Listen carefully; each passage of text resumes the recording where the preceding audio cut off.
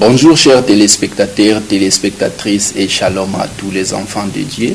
Bienvenue encore une fois de plus à l'émission des 3E, une émission spéciale qui a pour but l'évangélisation, l'édification et l'évolution. Aujourd'hui, nous accueillons sur le plateau de l'émission des 3E un serviteur, ce n'est pas la première fois. Il s'appelle l'apôtre Martin Dongala. Aujourd'hui, nous voulons aborder un thème très important. Parce que la Bible nous dit racheter les temps car les jours sont mauvais. Et pour racheter les temps, pour se préparer pour l'enlèvement et d'autres promesses que le Seigneur nous a promis, il faut une préparation.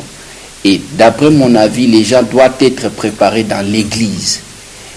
Et c'est la raison pour laquelle nous voulons aujourd'hui commencer à parler de l'église. Qu'est-ce que l'église ? Pouvez-vous nous expliquer un peu l'étymologie du mot église? Merci beaucoup. C'est une question intéressante, un thème très intéressant, mais je m'en doute qu'on puisse terminer tout ce qu'il y a à voir sur l'église ce soir au cours de cette émission. Au fait, je vais donner d'abord une définition qui est propre à moi. L'église, c'est quoi? L'église est un ouvrage de Dieu que Jésus-Christ lui-même construit en posant une première pierre qui est la révélation et en se servant d'autres pierres comme des serviteurs. Et l'église, c'est un édifice que Jésus-Christ lui-même bâtit. Peut-être que je vais déjà surprendre certaines personnes en disant que Jésus n'a demandé à personne de lui bâtir son église. Personne, ni à moi, ni à qui que ce soit, parce que Jésus dit dans sa parole, je bâtirai mon église. Mais il est important de savoir comment est-ce que Jésus bâtit son église. Peut-être que nous verrons ça dans la suite. Et si nous voulons donner une définition technique du mot église, j'aimerais d'abord vous rappeler à tous nos auditrices, à toutes nos auditrices, à tous nos auditeurs, qu'il est important de dire d'abord que la Bible n'a pas été écrite en français. Amenons un peu la lumière dans la question.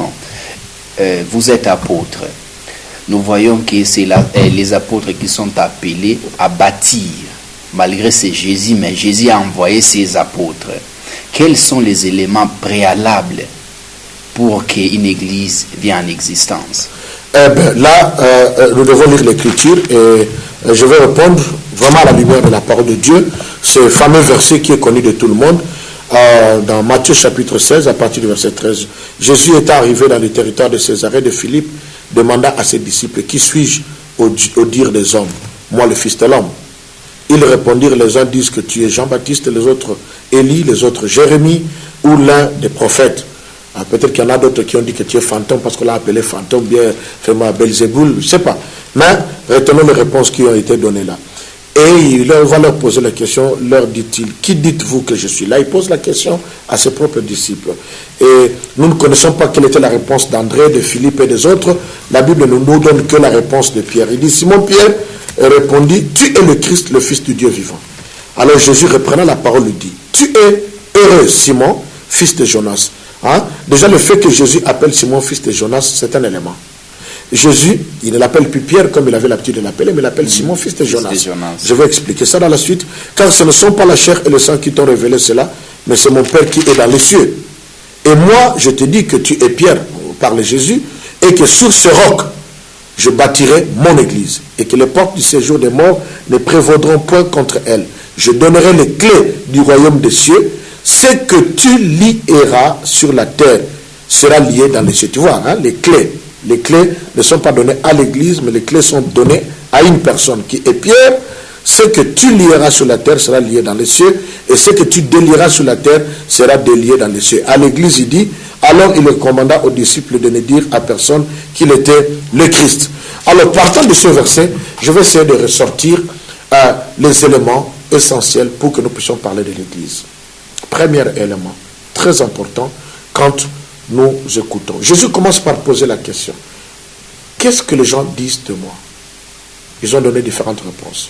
Si la même question nous était posée aujourd'hui, chacun de nous donnera aussi une réponse quelconque. Mais le problème, ce n'était pas toutes ces réponses. Qu'on dise qu'il était Élie, qu'on dise qu'il était Jean-Baptiste, qu'il est l'un des prophètes. Jésus était aussi prophète.